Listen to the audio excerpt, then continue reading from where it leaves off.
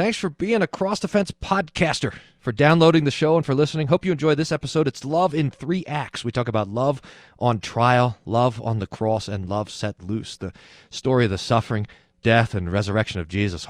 Hopefully this is an encouragement to you and a comfort to you. And if you think of someone else that you think this might be helpful for, don't forget to share it with them. And let us know what you think. We always love the feedback. You can send that to us at wolfmueller.co. There's a little contact button, and send us your thoughts. Thank you. Enjoy the show. All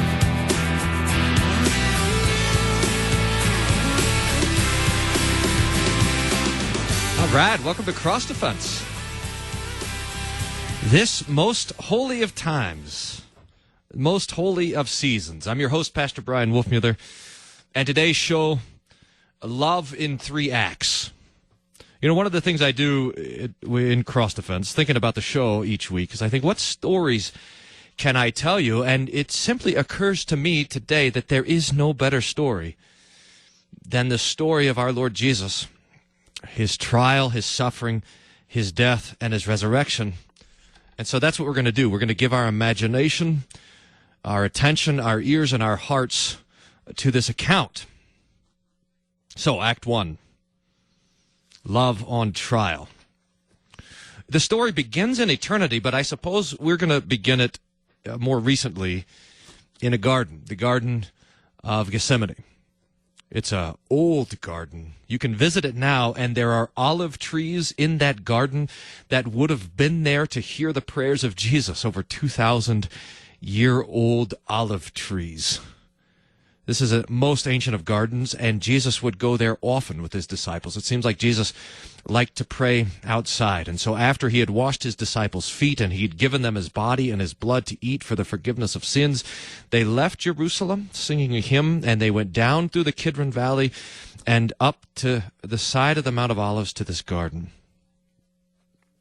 And there Jesus took 3 of the disciples, Peter, James, and John, and took them a little distance away. And then Jesus went some more distance, a stone's throw away, and he began to pray. And dear friends, I want us to think carefully about this prayer. 3 times Jesus prays, and he says, if. Father, he says, if it's possible, let this cup pass from me. Now, what's the cup that he's talking about? The cup is the cup of suffering that he's about to endure the very next day on Good Friday on the cross. The cup is the cup of God's wrath. It's the cup of suffering. It's the cup of enduring the anger of God for your sins and for mine. And Jesus says, if it's possible, let this cup pass from me. Now, a couple of things on this prayer. One, we know that apparently it's not possible for the cup to pass from him. Jesus did have to suffer the wrath of God in our place. There was then no other way for us to be saved, rather to be rescued from our sin and death than this cup, than this suffering. But the more interesting thing for us to consider is why Jesus had to pray about it. I mean, where does that if come from? Doesn't Jesus know? Doesn't Jesus know that it's not possible to win the salvation of humanity in any other way than this? I think it's one of the great mysteries of the faith as we think about the personal union, how Jesus is both God and man, separate, distinct, but joined together in the one person of Christ, that Jesus in his humiliation can separate from himself the things that he knows.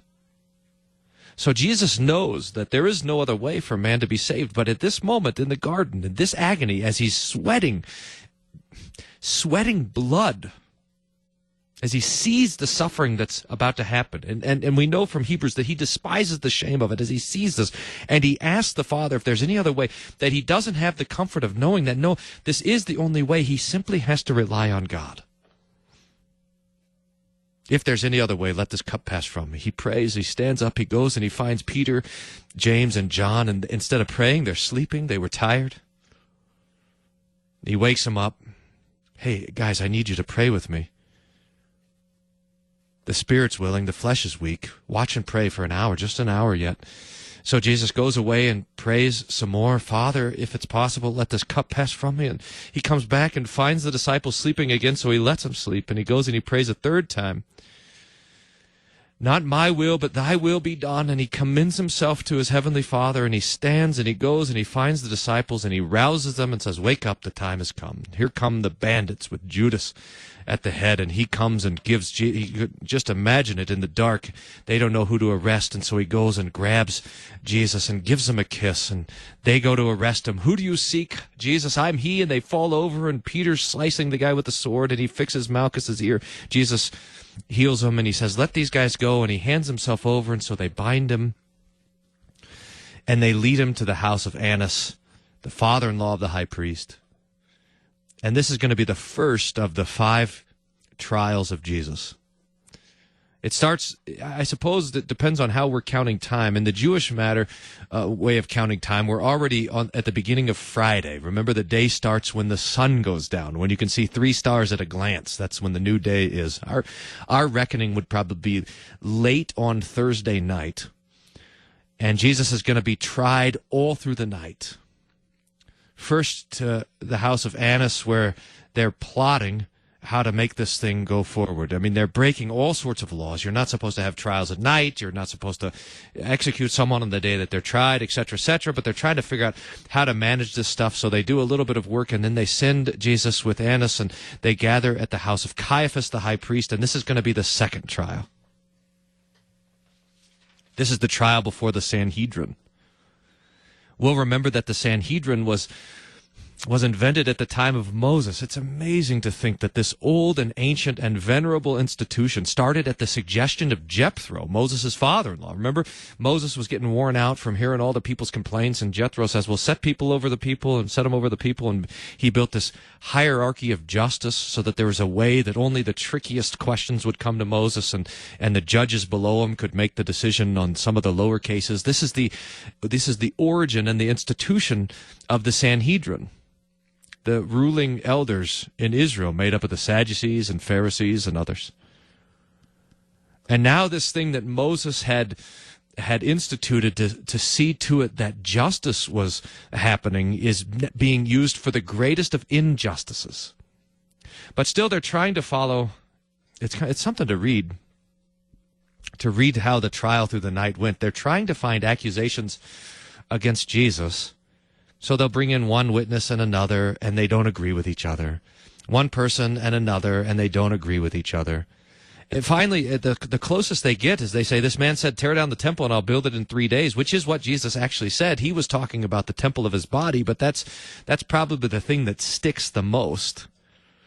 Jesus had said it 3.5 years earlier, but so that sticks, and so they kind of get some momentum going, but they don't get enough to condemn him. So finally they say, tell us plainly.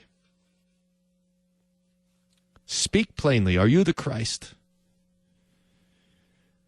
And Jesus answers the high priest, and he says, the day is coming when you will see the Son of Man sitting on the cloud in great glory. And the high priest tears his robe, and they slap Jesus in the face. What more do we need to hear? And so they carry him off. Now, as the sun is coming up on Friday morning, to Pilate, the Roman governor.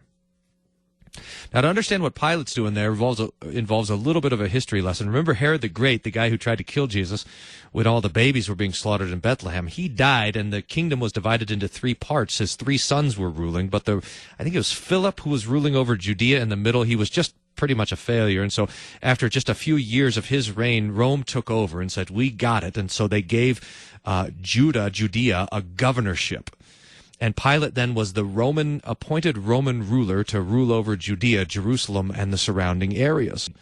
And so he had the Roman custom of being the judge, and the way it worked in the ancient world, and this is really quite amazing for us to think about, is that there was an open-air court, and there was a seat where the judge would sit called the Bema seat, and it would be right there in the middle of everything.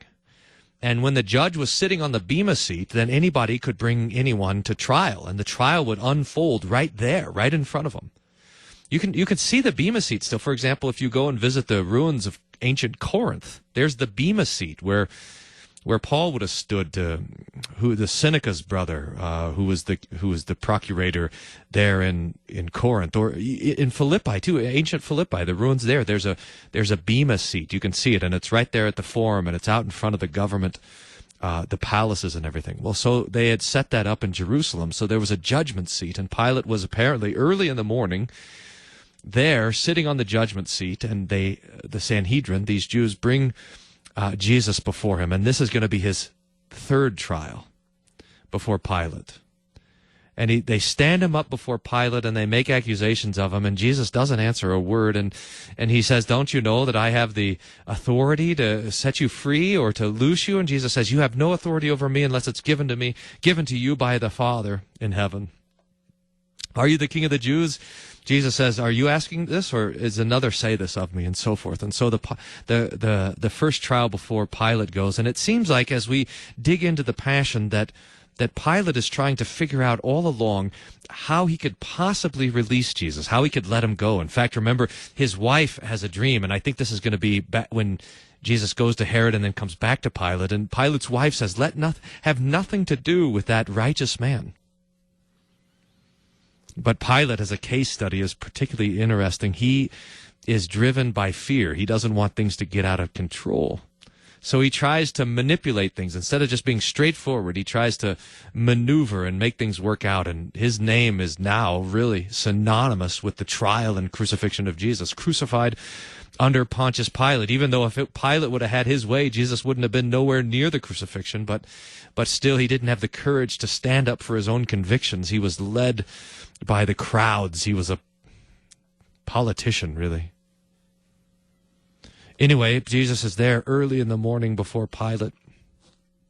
And Pilate learns that he's a Galilean.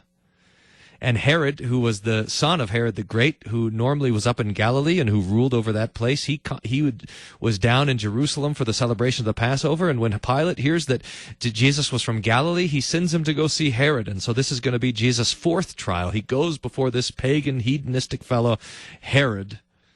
And Herod had wanted to see him. He had heard about Jesus. He had heard about John the Baptist. In fact, he's the one who had overseen the death of John the Baptist. He wants to see who this Jesus is now, driven maybe by a bad conscience, maybe by this kind of perverse curiosity. Who knows what was in the mind of Herod? But Jesus goes before Herod, and Jesus says absolutely nothing to him. Doesn't even open his mouth. So now he's back, and that's his fourth trial. So now he's back before Pilate. And Pilate's doing everything he can to let him go.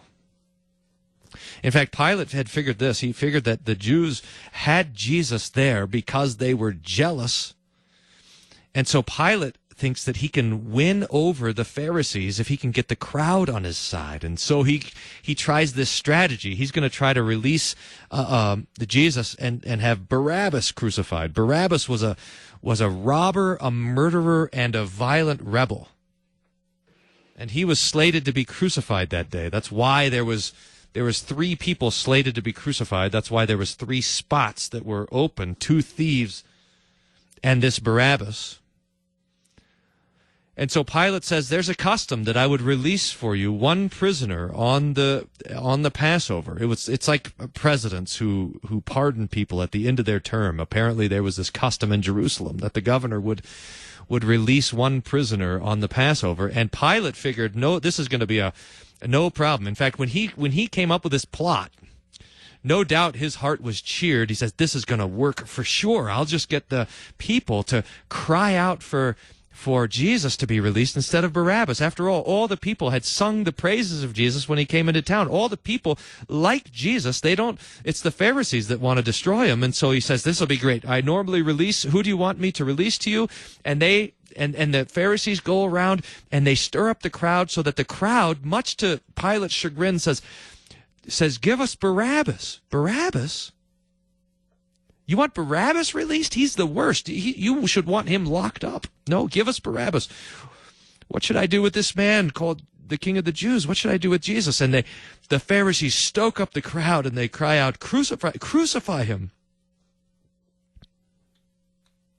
Pilate, even to seemingly to engender sympathy for Jesus, for the crowd, he hands Jesus over to the soldiers, who go and they strip him and they beat him. You know, the Romans had they had this terrible whip, this leather thing with the cat o' nine tails, and they would tear your skin off your, it's a horrible sort of thing. They whip Jesus, they put a purple robe, they put the crown of thorns on him, they put a staff in his hand, they take it and they beat him on the head with it. And Pilate brings him out and says to the people, "Behold the man. You can stand now in Jerusalem, in the place where this happened. Behold the man," he says. And there is no sympathy for Jesus. The crowds have turned. He's not going to find any supporters. Someone pointed out to me that Jesus is our advocate, the one who stands next to us to argue our case, but when he went to trial, nobody stood by him. Peter, no. He was watching at a distance. He's running off weeping because of his betrayal. John, no. The disciples, no. They're all gone. No one to stand by his side. So Pilate hands him over to be crucified. "His blood be on us and our children," the people cried, and they took him. And they took him to crucify him. Well, that's Love in 3 Acts, Act 1. Love on trial. You're listening to The Cross Defense. We're going to go to break, and we're going to come back with Act 2, which is going to be Love on a Cross. Stay tuned.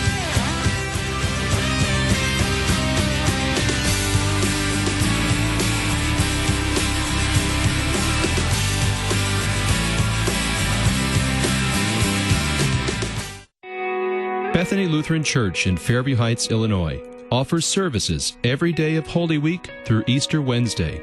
Join us as the church year builds to its most beautiful crescendo. 7 p.m. every evening, noon and 7 on Good Friday, 7:30 p.m. on Holy Saturday, and 6 and 9:30 a.m. on Easter morning. Learn more at bethanylcms.org.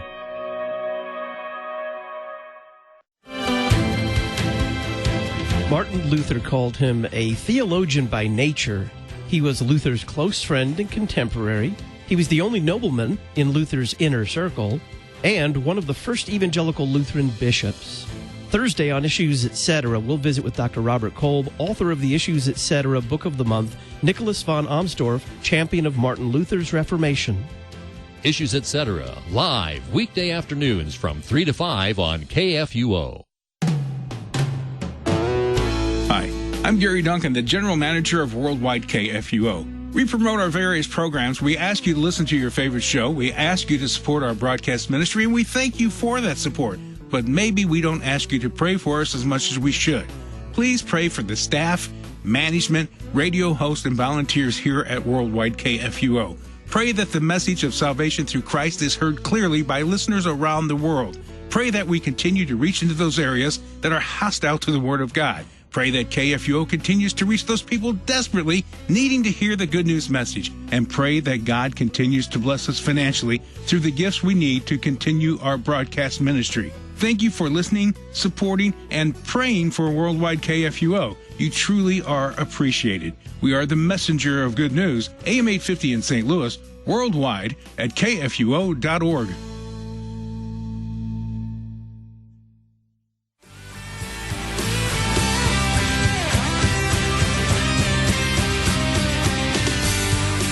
Welcome back to Cross Defense. I'm your host, Pastor Bryan Wolfmueller, pastor of Hope Lutheran Church in Aurora, Colorado. Today is Love in 3 Acts. Act 2, Love on the Cross. It was 9 in the morning when Jesus was crucified. 9 a.m., the 14th of Nisan in the year 33 A.D., Pilate had released Jesus to his own soldiers at the direction of the Sanhedrin to do with him as they would. And so they beat him. They stripped him, already weak.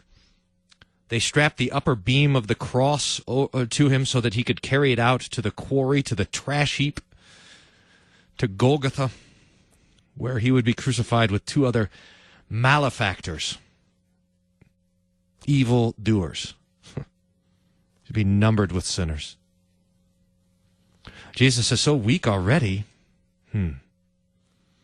He's so weak already that he can't do the work of carrying the cross. And so one Simon of Cyrene is grabbed out of the crowd, and he is forced to carry this beam, this cross beam, to the place where Jesus would be crucified. Crucifixion was an excruciating thing. It was illegal to crucify a Roman citizen. So you had to be a slave or someone belonging to a conquered territory or something like this for you to be crucified, because it was below the dignity of a Roman. And just to think that there's probably not much below the dignity of a Roman, but it was below the dignity of a Roman citizen to be crucified.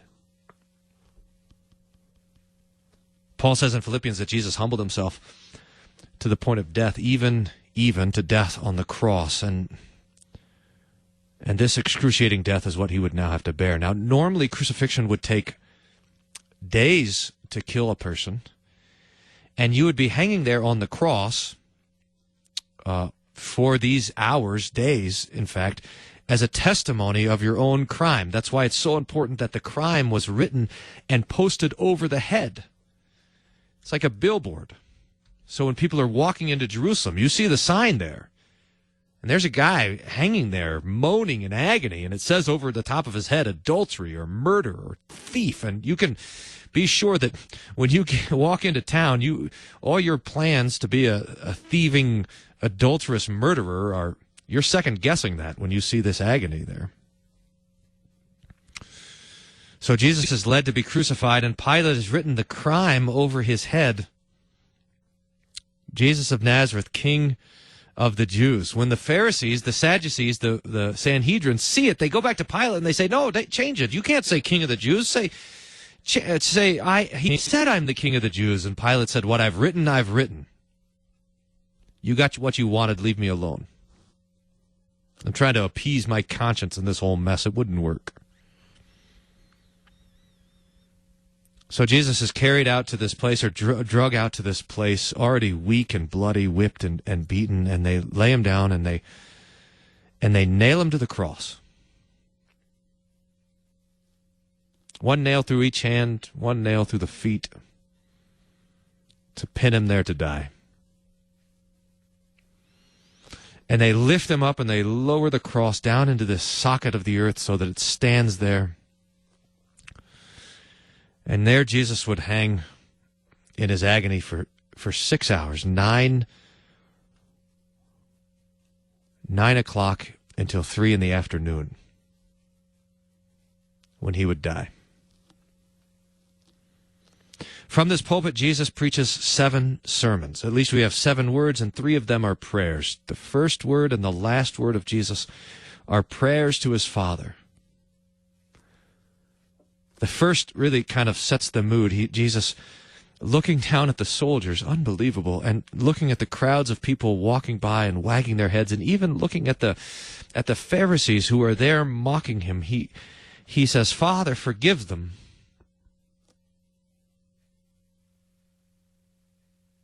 Father, forgive them. They don't even know what they're doing. Jesus looks down and he sees Mary, his mother, with John, his disciple, standing there. And if there was any moment where a person would be tempted to be concerned about their own well-being, I imagine it would be during the excruciating first hours of crucifixion. But Jesus looks down and he sees Mary there and he sees John, and he says, Woman, behold your son. Son, behold your mother.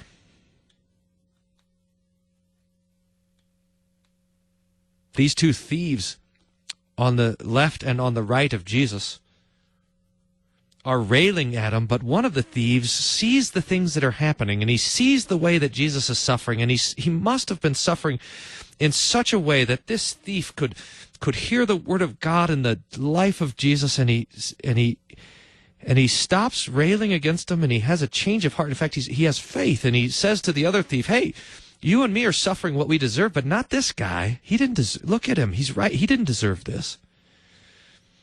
And he says to Jesus, this is an amazing request that he makes to Jesus. He says, remember me when you come into your kingdom. If there was anybody in the earth who looked like he would never come into a kingdom, it would have been Jesus. But this thief knows better. That this is the Son of God. And Jesus says, truly, you will be with me in paradise. These are the first three words of Jesus, and we're going to skip the fourth word, which is perhaps the most important, and come back to it. Jesus, then in the midst of the darkness, seems like he goes silent from noon until 3, and then at the end, it's the my God, why have you forsaken me? We'll come back to that. And then, I thirst. They give him a little wine to drink. It's finished. And then his final prayer, Father, into thy hands I commit my spirit.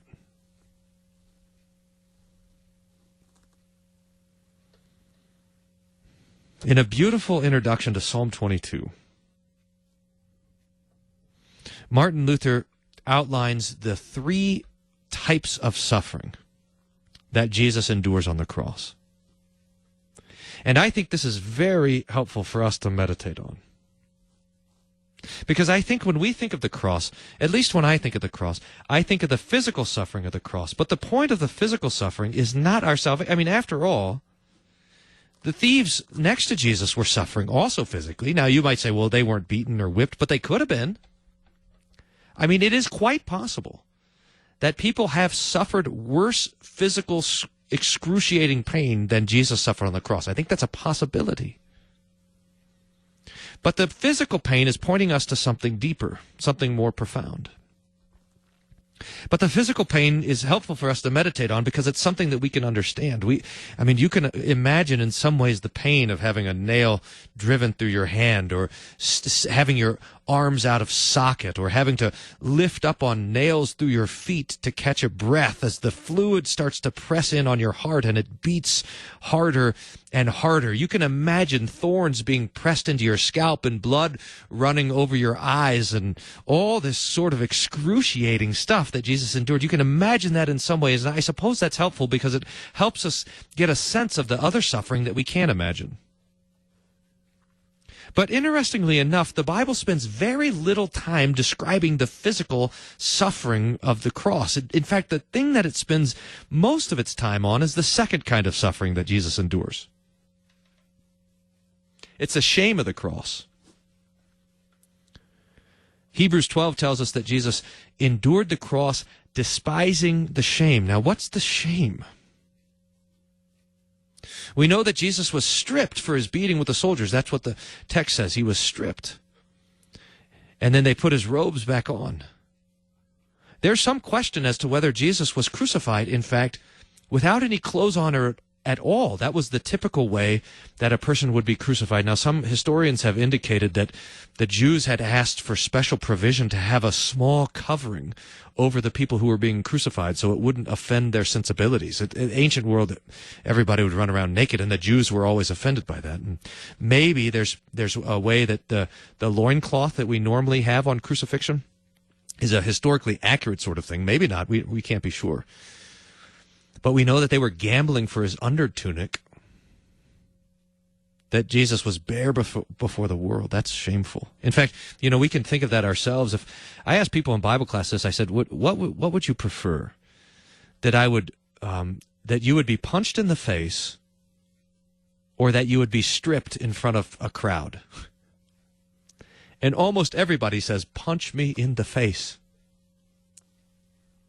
I'd rather have physical pain than shame. And that's Jesus is getting all of this pain. He has the physical pain, but he also has the shame of the cross. And I think the most shame, they put the purple robe on him, they mock him, they spit on his face. It doesn't hurt if someone spits on your face, but it's shameful. Just think of the spit dripping down the beard of Jesus. It's almost unimaginable. And they're hitting him with a stick, and they blindfold him, and they say, prophesy who struck you. And then as the people go by, they're wagging their heads, and the Pharisees are there mocking Jesus, and they say, he trusted in God, let him deliver him. If he said he was the Son of God, let God take him down now. He saved others, let him save himself. So they're mocking Jesus, but not just mocking him, they're mocking his Father, they're mocking God. So Jesus is shamed. Now, we also can, in some ways, understand the shame of the cross. And I don't wonder if Jesus gives us a little taste of this kind of pain, this physical pain and the pain of shame, that he tells us that he's suffering all of these things so that we could understand the third kind of suffering that Jesus is enduring on the cross, which is not something that we can understand. In fact, it's not something that we experience, and God be praised. In fact, it's the pain that Jesus was experiencing so that we would never experience it. And that's the wrath of God. The Bible describes this in different ways. He was stricken by God and smitten, Isaiah 53, so that God actually smites Jesus, strikes him, hits him. He delivers the blow of his wrath and his anger on Jesus. Or perhaps even more pointedly, the Bible tells us that he's forsaken.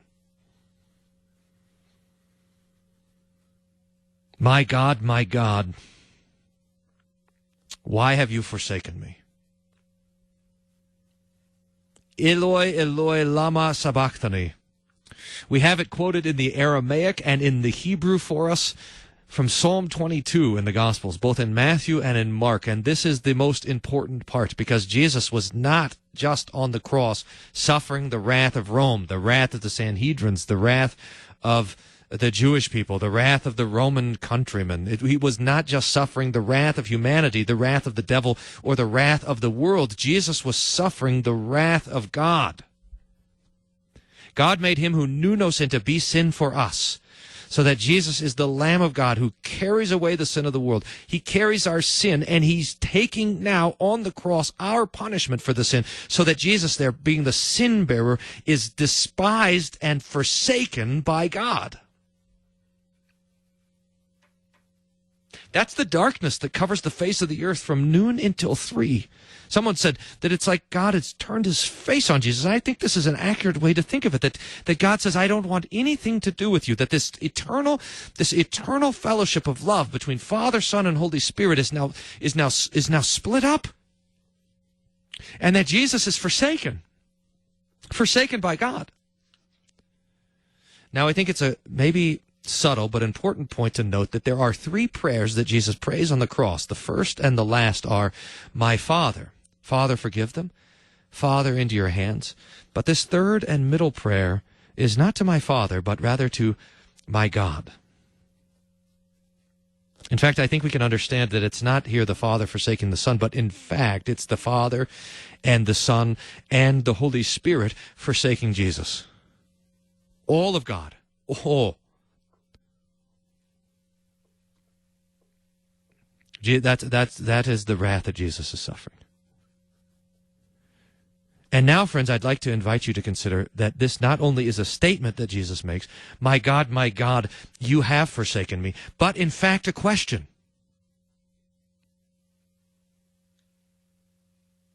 Remember how we said in the garden when Jesus was praying, if it's possible, let this cup pass from me?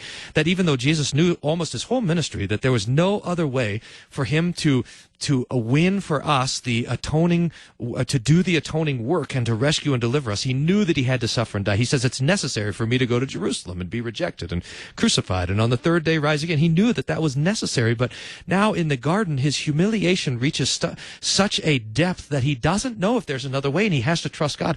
Well, now we reach an even more profound depth of humiliation. That Jesus is there on the cross, suffering for you and for me, suffering the price that we owe to divine justice, and he doesn't know why. That this is, I'm convinced, a true question. That if Jesus would have known, while he was in those moments of darkness and suffering this agony of God, if he would have known that he was suffering these things for me and for you, dear listener, that there would have been some comfort, he would have said, it's only for 3 days. It's for the salvation of my beloved.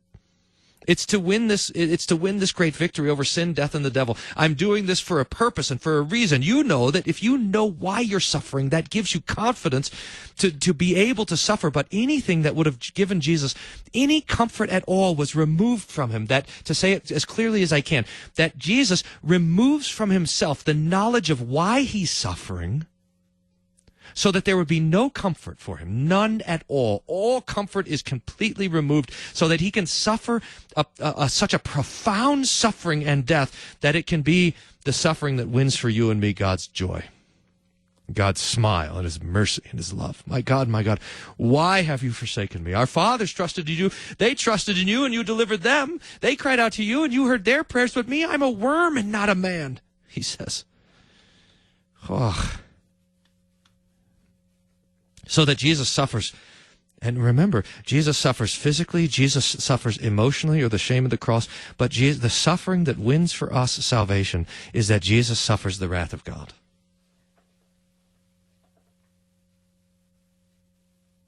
For you. Jesus prays Psalm 22. My God, why have you forsaken me? So that we could pray Psalm 23. Yea, though I walk through the valley of the shadow of death, thou art with me. That God will never leave or forsake us. He can give us that promise because Jesus hangs there all by himself, all alone, suffering everything for us.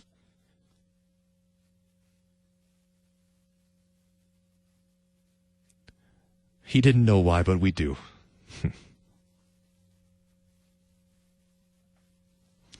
Love in 3 acts. That's Act 2. Love on the cross. You're listening to Cross Defense. We're going to go to the break. Stay tuned. Act 3 is next.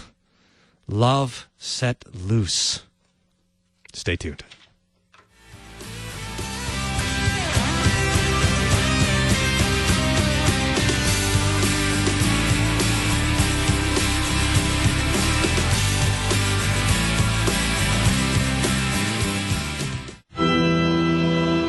This is the day which the Lord has made.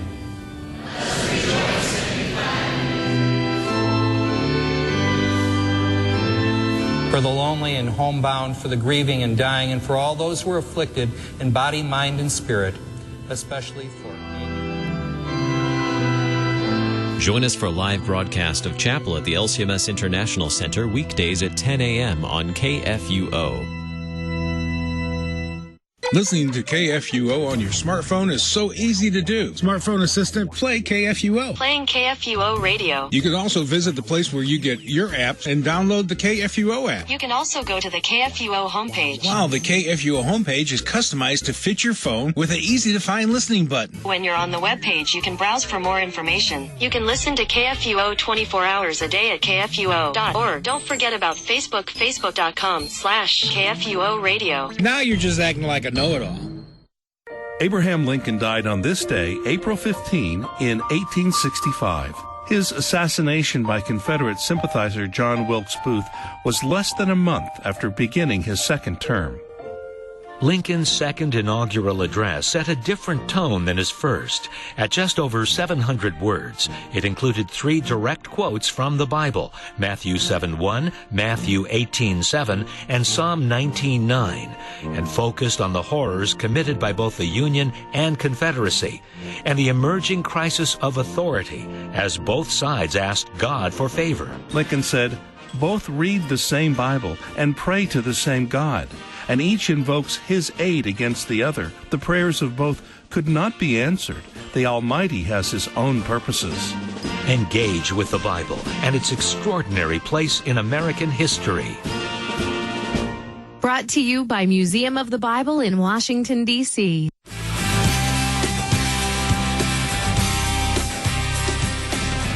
Welcome back to Cross Defense. I'm your host, Pastor Bryan Wolfmueller, pastor of Hope Lutheran Church in Aurora, Colorado. This is Love in 3 Acts, Act 3. Love set free. Love loose. Jesus died at about 3 in the afternoon. Father, into your hands I commit my spirit, he said, praying the Psalms, and then he breathed his last. Jesus had told his disciples that nobody takes my life from me. I give it up of my own accord. And this is important for us to remember. The death of, unlike our deaths, which are in the Lord's hands. The death of Jesus is his own act. He breathes out his Spirit. He gives his own life for you and for me. And at that moment, the unnatural rending of body and soul occurs, and the soul of Jesus goes to be with the malefactor and with his Father in paradise, and the body of Jesus hangs limp on the cross. Joseph of Arimathea with Nicodemus, two of the Sanhedrin, two of the 70, who were believers in Jesus, run quickly to ask for the body of Jesus so they could bury him. The sun is about to set, and it's going to be the Sabbath, and they want to make sure that there's no bodies on the cross hanging there for the Sabbath day, especially when it's such an important Sabbath week, the week of the Passover.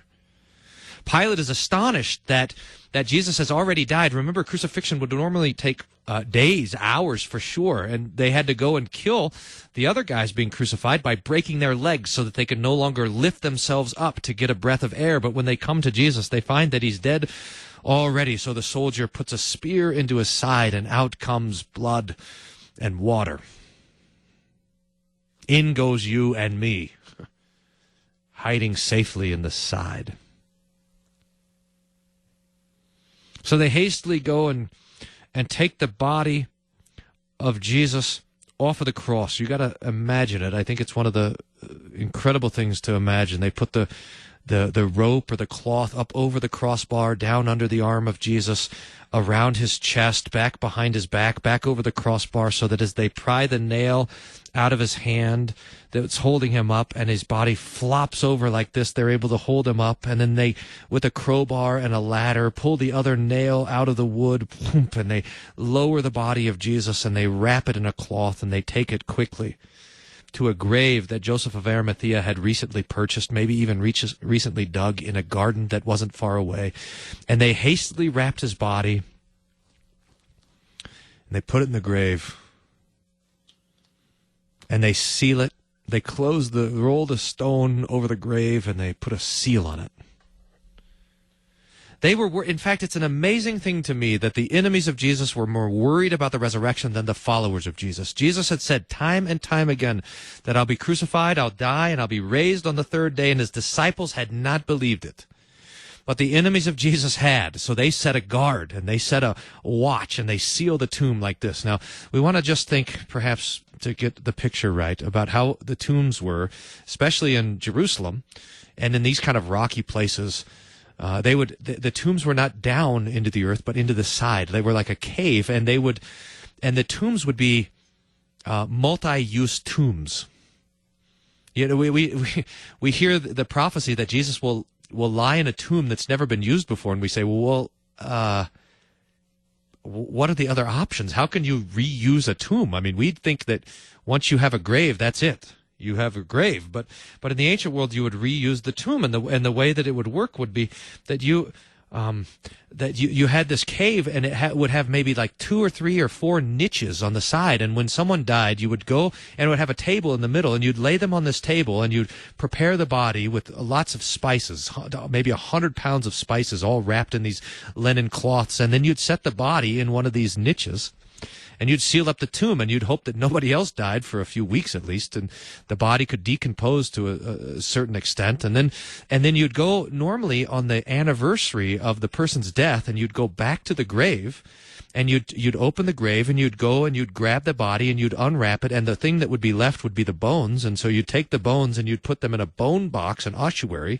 You'd put the person's name on it, and you'd put them on the shelf, and now that little slab or that niche would be open for the next person that died. So you have a family tomb, and people would be going in and out of these tombs and all this sort of stuff. It's not like it is today. You put someone in a casket, and you bury them, and you cover them with dirt, and you're never going to open that up again until the day of the resurrection.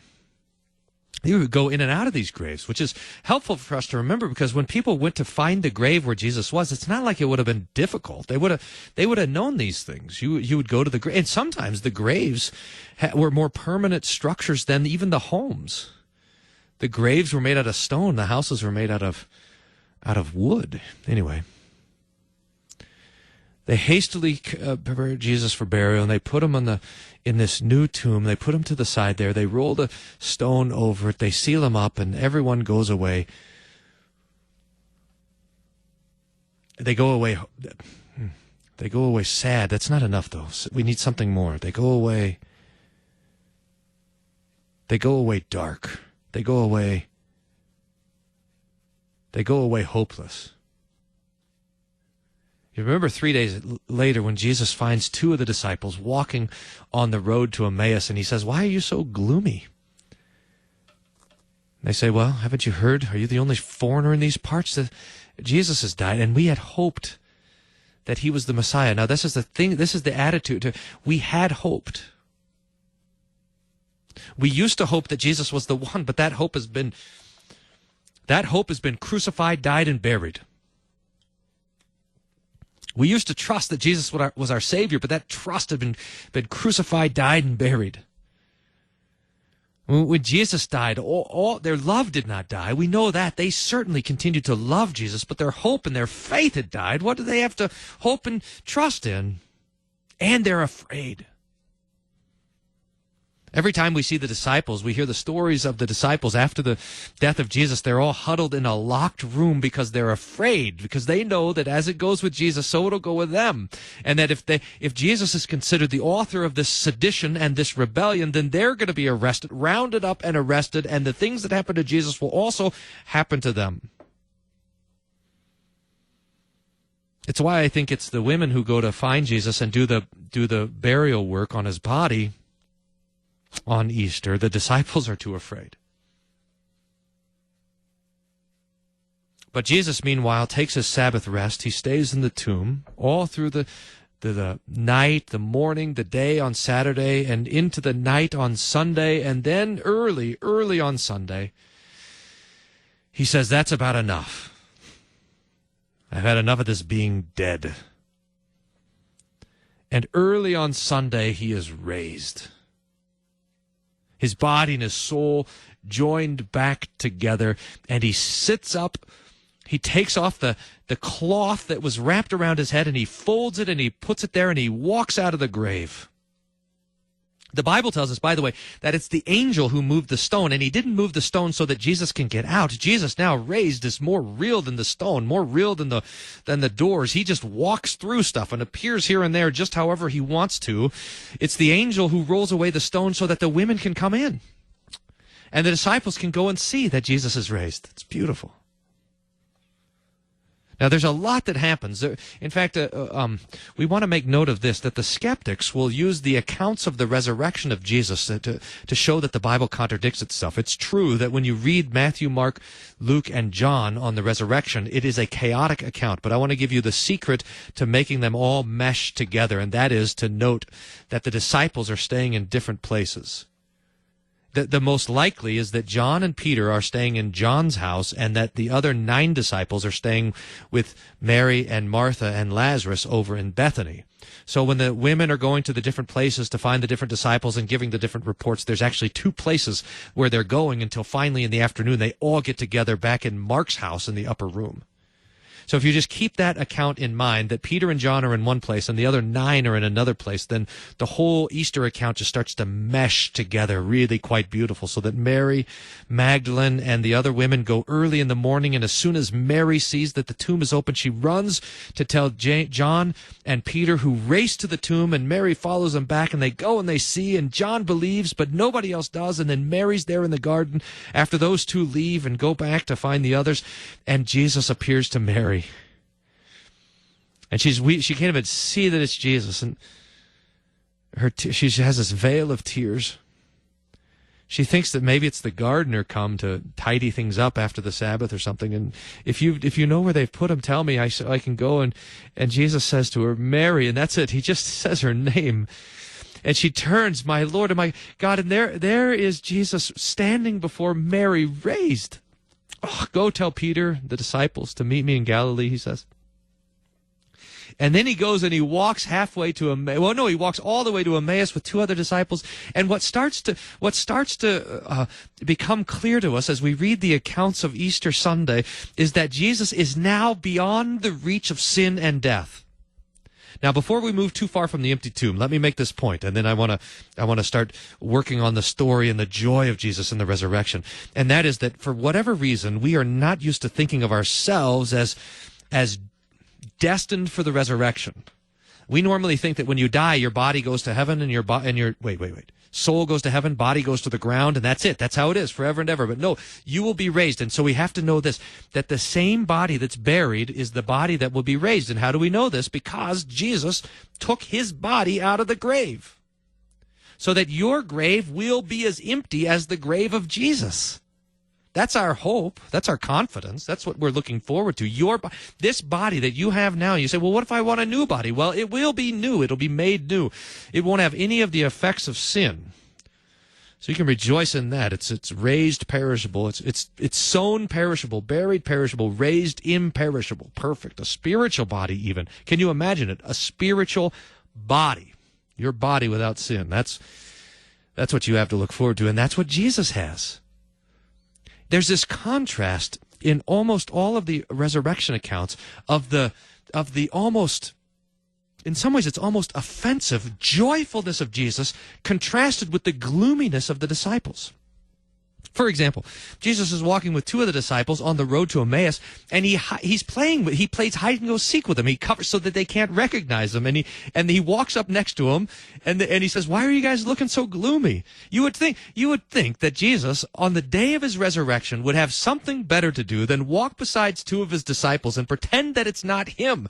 But no, he goes walking beside them, and they say, "Are you the only guy that doesn't know what happened? Don't you know about Jesus? We had hoped in him." And Jesus doesn't say, "Guys, it's me." He continues to hide himself, and then he just starts teaching the Bible. He gives them this catechism lesson. He walks them through Moses and all of the prophets to show them that it was necessary for the Christ to suffer before he entered into his glory. And as he's teaching these things, their hearts start to burn within them, so that they get to Emmaus, and they're pulling over to where they're going to go, into the house, and Jesus pretends, note that, he pretends like he's going to keep going, and they say, "Wait, come have dinner with us." And so Jesus goes in, and they say, "Well, would you say the blessing? You seem to know the Bible pretty well." And so Jesus breaks the bread, and he shows himself to them, blam! And they say, "It's Jesus." And then what does he do? Poof! Disappears. Now why? Why does Jesus just disappear and reappear? I think it's because if you could disappear and reappear, you would too. It's just awesome, because Jesus is now raised. He's beyond the reach of corruption, beyond the reach of sin.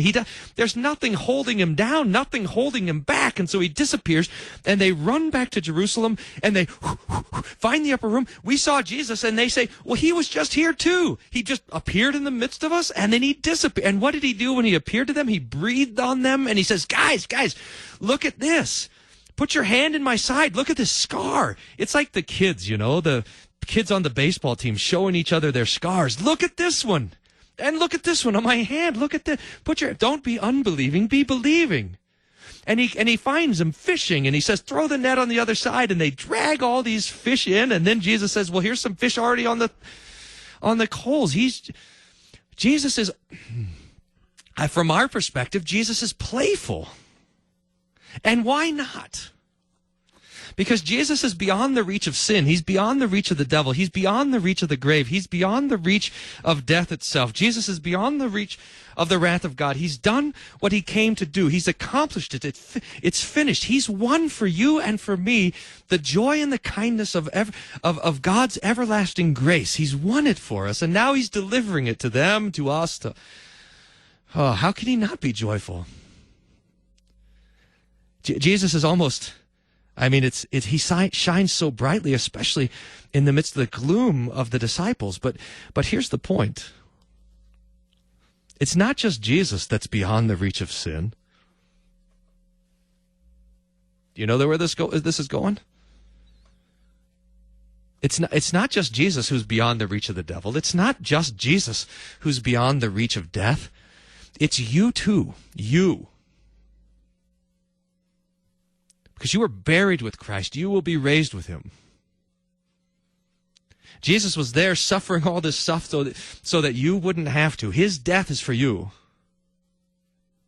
I remember seeing the Passion of the Christ with a bunch of people, and after we saw it, I asked, "How do you feel?" And they said, "I feel horrible because all these things happened to Jesus." But I said, remember, Jesus wanted these things to happen because he wanted you to be saved. He didn't want to be raised for himself. He wanted to be raised for you.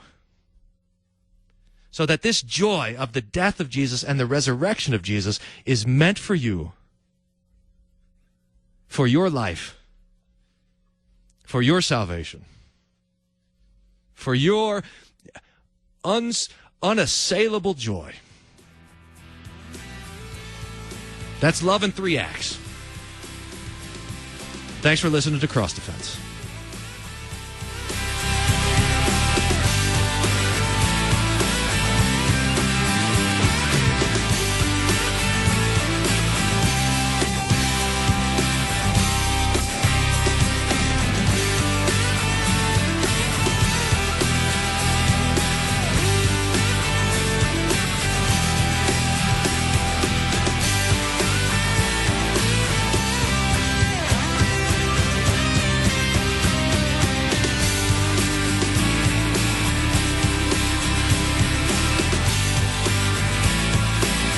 Cross Defense is a production of KFUO Radio. Find past episodes and support Cross Defense at kfuo.org.